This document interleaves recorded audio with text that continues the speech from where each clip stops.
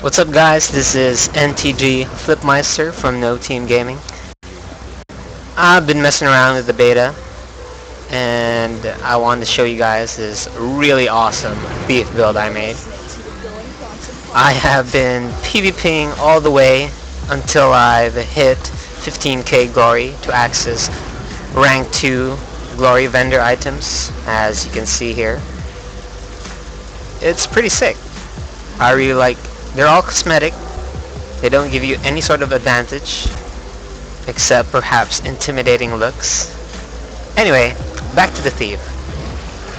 I really think the thief is sort of underpowered right now, but I can't really say since I've only been playing for 2 days. What I definitely notice about the thief is it's such a high skill cap if you want to be really good. Because if we look at the traits, you can't just invest 30 points into deadly arts and 30 points into critical strikes and have high damage, high crit, because you're gonna be really squishy.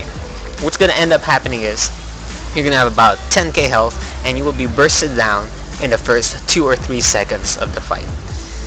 Even if you get Vitality Amulet, Vitality Jewels, and Vitality Runes, you will probably end by 5 seconds in the fight, especially if there's 2 of them.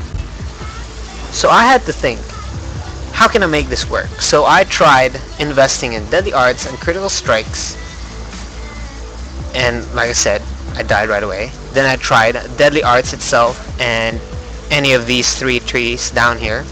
Still not good enough, I don't think.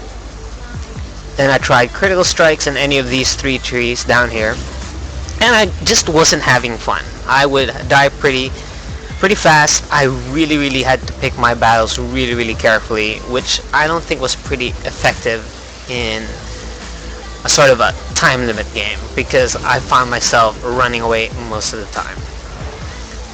So if I can't do any of these 3 trees, well, I can, but I wasn't having fun. I had to resort to another source of damage, which is condition damage. And after much testing, playing, I ended up with a pretty good build.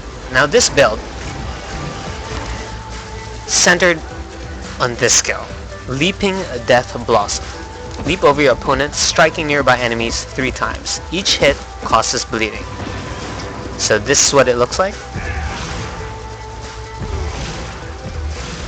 So in order to make this skill work, do tons of damage, we want to increase our condition damage, and somehow, since we want to spam it, manage our initiative bar better.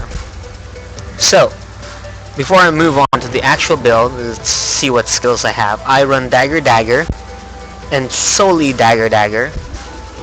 I'll explain why later. Your first skill is just normal stab. Your second skill, Heartseeker, leap and strike your foe. The less health they have, the more damage you cause.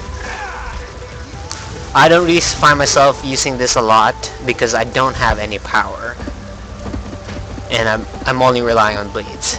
This is the bread and butter skill I have, which is the build's all about. Number 4 is a cripple. I throw. That was sick. You see that? And it hits up to 4 targets, which I really like. I use it against, when I'm chasing people. This one is stab your foe and vanish in stealth, leaving them vulnerable. I use this once in a while because it costs 6 initiative. But I find myself using it like once in a blue moon. My heal skill is vanish in stealth and gain regeneration. And you'll see that in order to make this build work, I had to find lots of synergy with stealth. So, my 7th skill, Deception, blind foes in the target area and grant stealth to nearby allies. So it's sort of a smoke bomb. Shadow Refuge, another deception skill, create a pulsing refuge at the target area that heals allies and cloaks them in stealth. Like that. I really like it. Next is Shadow Step. Shadow Step to the target location, and if I use it again, I return to my original location. like so. And my lead skill, which I really like, is Basilisk Venom. Your next attack turns your foe to stone. It's really good since we want to use this Leaping Death Blossom. If I can keep them in one place using Basilisk Venom, I can apply lots more stacks, probably about 6 to 9 stacks before they're out. So let's see my equipment. So for my runes, I use Superior Rune of the Nightmare. I really like it. It's gives me, let's see, 100 plus 55 plus 28 condition damage, and gives me 10% condition duration. The 6 set bonus is so-so. The 5% chance to cause fear for 1 second on hit. What I would do after playing this a bit, I would change that 6 set bonus into another rune that gives condition damage, plus 28 condition damage. So what I'll end up with is 5 set bonus of Superior Rune of the Nightmare and a 28 condition damage rune from somewhere else. Now my daggers. The reason why I only run daggers, dual daggers, is because, once again, I only want to use this skill, and I want to have it in my action bar at all times. However, they do differ in the sigils that are equipped. The first sigil I have in my first weapon set is Sigil of Minor Corruption. I gain 10 condition damage each time I kill a foe on each dagger. So every time I kill a foe, whether it be a pet, a minion, or a Mesmer Illusion, I get 2 stacks because of these 2 daggers. And you'll find that I can quickly hit 20 to 25 stacks, and that's 250 condition damage. It's a lot. Next set is the Sigil of Superior Agony. Bleeds I apply lasts 10% longer on both. Oops. Where is it? Here we go.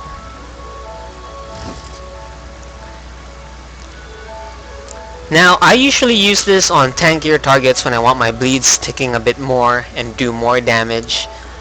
And then I use these on usually when I'm on a killing spree, or when there's lots of juicy targets that are really squishy and I can kill them quickly for lots of stacks. My amulet is 813 condition damage, 580 vitality, and 580 power. Now, power doesn't actually give me anything here for my build. It sort of does in that it helps these other skills have a better damage. However, I would rather have that 580 power turned into toughness. Although, unfortunately, there is no such amulet. I run Perfect Agate Jewels, 28 condition damage, 15 power, 15 vitality on all of my accessories. And let's look at the traits. So, once again, I don't have any on these 2 trees right here. So, and you'd ask, why wouldn't you want Deadly Arts for the increased condition duration? Well, one, you'll find that your bleeds will kill them fast enough that you don't need extra condition duration besides what you already have through your equipment. And power doesn't actually affect condition damage, so it's a waste. Now, earlier I said something to do about stealth really having good synergy with this build, and this is why. I will show you. My 5 slot is use Blinding Powder when health reaches 25%. Blinding Powder is just this. So it's like having an extra cast, a free cast of Blinding Powder. Deception recharges are reduced by 20%. These are all deception, as I mentioned earlier. My 15 slot, stealth skills last 1 second longer, which is good. This is why I like stealth. Gain 2 initiative when using a skill that stealths you. So when I'm in a fight and I'm spamming this and I run out of initiative, I use stealth to gain initiative back in order to cast this more. 25 gain might while in stealth. I don't really use might. I only need to get to the 30, which is stealing grants you stealth. Coupled with this, stealing gives you 3 initiative. Now stealing gives me 5 initiative. So it's really good mid-combat to sort of get that second win. Let's look at acrobatics. There's the vitality, there's the boon duration. Then there's gain swiftness on evade, which is nice. I'll show you what that looks like. You can get around the map pretty fast with this. Next we got dodging returns some of the endurance use. Now normally, if you didn't have this trait, you would only be able to dodge 2 times in a row. But with this one, you can dodge 3 times in a row. Coupled with the swiftness, you can get around the map pretty quickly. Now let's look at trickery. You get 250 condition damage and 25% steal recharge rate, which is good. Remember, this steal gives me back 5 initiative. So this makes me have my steal to give back 3 initiative. This one is attacks with the first weapon skill slot have a chance to regain initiative. That means this skill right here, if I use it and it hits, I have a chance to gain initiative. I use it when I'm really hurting for initiative and the fight's going pretty long, or when I just don't want to use this to finish off a foe. 15 slot is increase maximum initiative by 3, so now I have 15. Next is leave behind caltrops when I dodge. Caltrops, for those of you who don't know, is scatter caltrops that bleed and cripple foes. So it's an extra bleed and it's cripple. Cripple's really good if they're chasing you. It will really slow them down. So what that looks like is right there.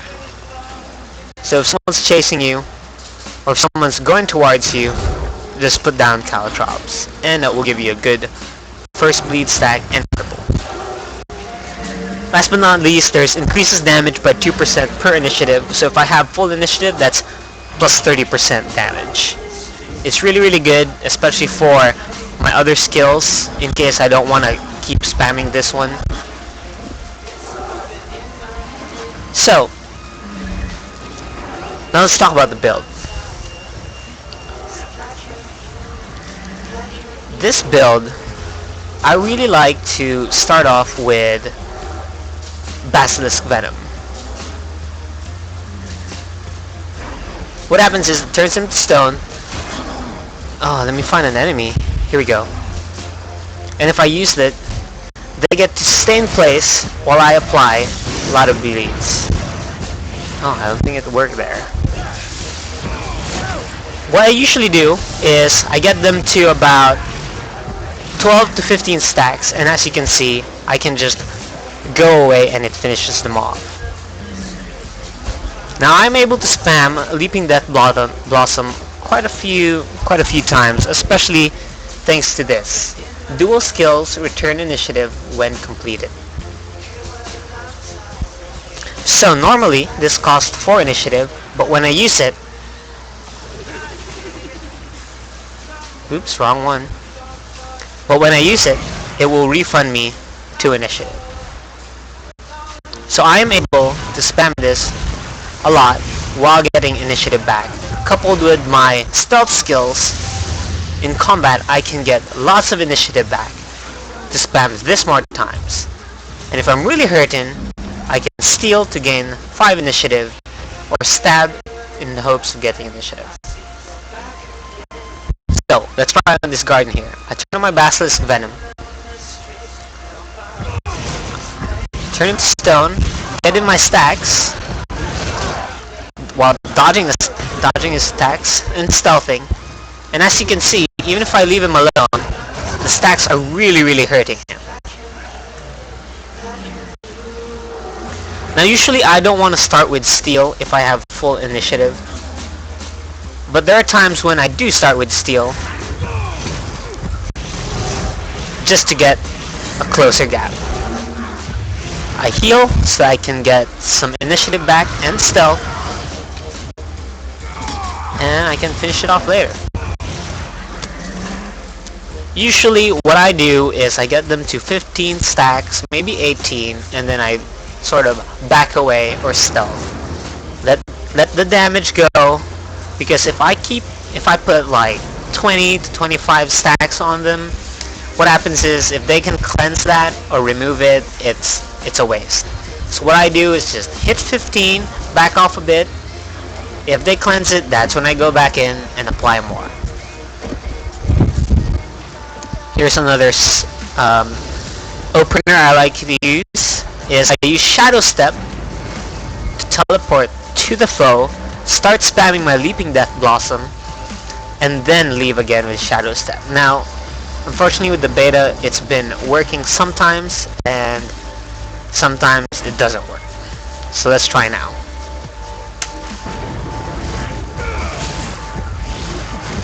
I'm going to try getting back after hitting 12 stacks, and no, it's not working, even though it says it would let me.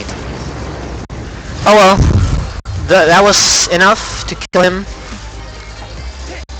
What I do want to mention is that Leaping Death Blossom is an AoE skill, so it's not only good for 1v1, it's actually really good in group fights. If you can get into a group fight, teleport in or shadow step in with your steel, start spamming this, and then just go back out or stealth out, what's gonna happen is they're gonna be really hurting, and if you have any allies around, they can finish them off for you. So let me demonstrate that. Here's a bunch of golems. What I like to do, Basilisk Venom, teleport in, start spamming, get as much stacks I want, steal if I have to, and just watch them drop.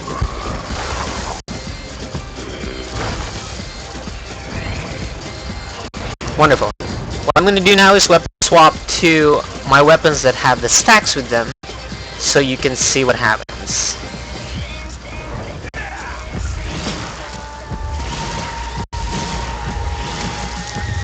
I can switch targets if I want to. I stealth to regain initiative, and if they have damaged me at this point, I can heal up to gain initiative and health, and go back in. Use Basilisk Venom whenever it's up, and steal when I want initiative. Stealth again.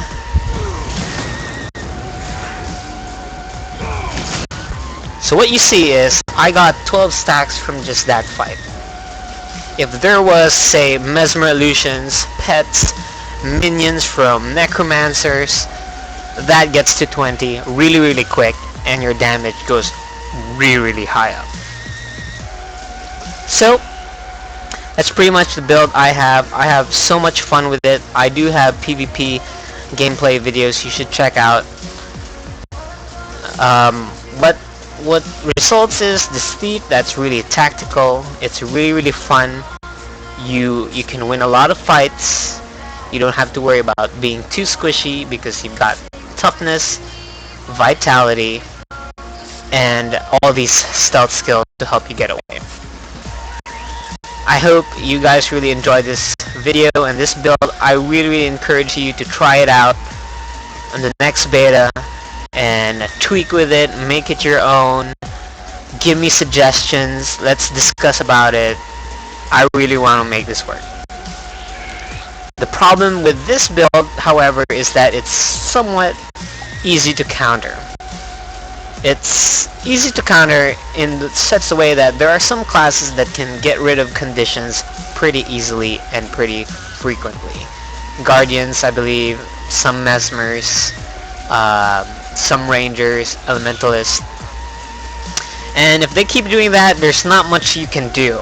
You can sort of switch to a different weapon set if you really wanted to, instead of doing 2 daggers if you're afraid of that. Or you just switch up your utility skills. You don't have to go all stealth. But I definitely think Leaping Death Blossom is going to be a staple thief build in the future if it doesn't change that much from the beta. Thanks for watching.